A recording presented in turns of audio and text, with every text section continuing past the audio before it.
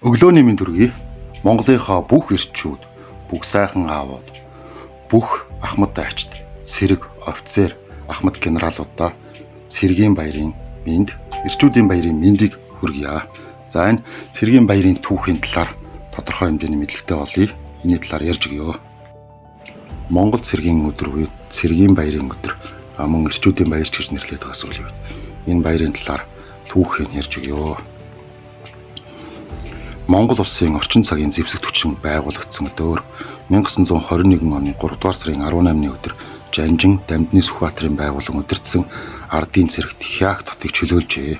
1921 оны 3 дугаар сарын 1-нд Монгол ардын нам байгуулагдаж 3 дугаар сарын 6-нд Монгол ардын төв гороо цэргийн штабын хамтарсан хурал хийж Хяах хотыг чөлөөлөх шийдвэр гаргасан байна.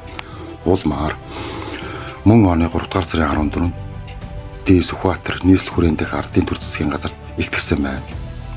Ийхүү Хятадын амин цэргийн удирдлагад Хяах хотыг байлдаангүйгээр өгөхийг шаардлагад хариу өгөөг байна. Улмаар Жанжин Сүхбаатар, Дэд Жанжин Сумьяанараа удирдуулсан цэргүүд 3 дугаар сарын 17-нд орой Алтан булгаас хөдөлж Хяах хотыг довтлсон байна.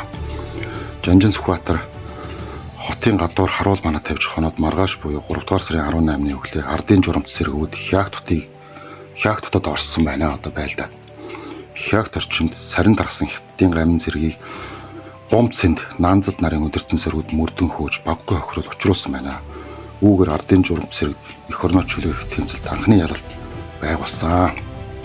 За нөгөө нэг Жанжин Сүхбаатарын 10,000 гамиг 400 монгол цэргээр ялсан түүх гэдэг дом байдаг да. Энээс эхлэлтэйгээр 3 сарын 18-нд Хяах хотыг манай монгол цэргүүд Хятадын гамин цэргүүдийг устгасны баяр болгож одоо ингэ тэмдэглэж эхэлсэн байх нэ.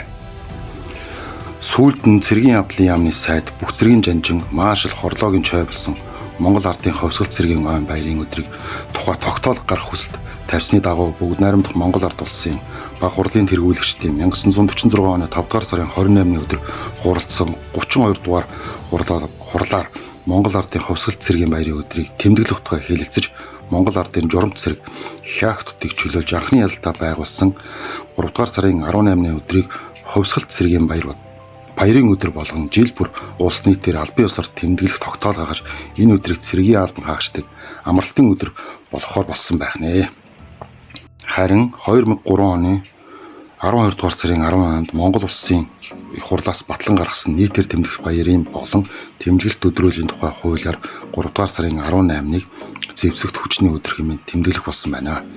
Гэвч энэхүү өдрийг зөвхөн батлан хамгаалах салбарын хэмжээнд тэмдэглэдэг нь зарим талаар учир дутагдaltaй гэж үзэж батлан хамгаалах үйл хэрэгт хувь нэмрээ оруулж буй оруулах тамга өргөгж байгаа цэргийн алба хаасан Хаах бүх нийтийн баяр болгох үүднээс 2011 онд нийтээр тэмдэглэх баярын болон тэмдэглэлт өдрүүдийн тухай хуулийн 5.1-ийн 2-ын зэвсэгт хүчний өдөр гэснийг Монгол цэргийн өдөр болон нэмэлт өөрчлөлтөнд оруулсан байх нэ.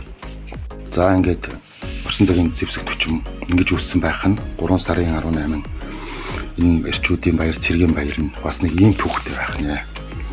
За ингээд Монголынхаа бүх эрчүүдтэй 8 настай балчраас 80 настай буурал өвөө хүртэлх удахгүй цэрэгт явах балчир хүүхдүүдтэй цэрэгт явсан залуустаа цэргийн албыг дүүцүүлэн хаасан эрчүүдтэй үн цэргийн албаас зугтсан эрчүүдтэй бүхэл Монголынхаа эрчүүдтэй цэргийн баярын мэнд хүргье.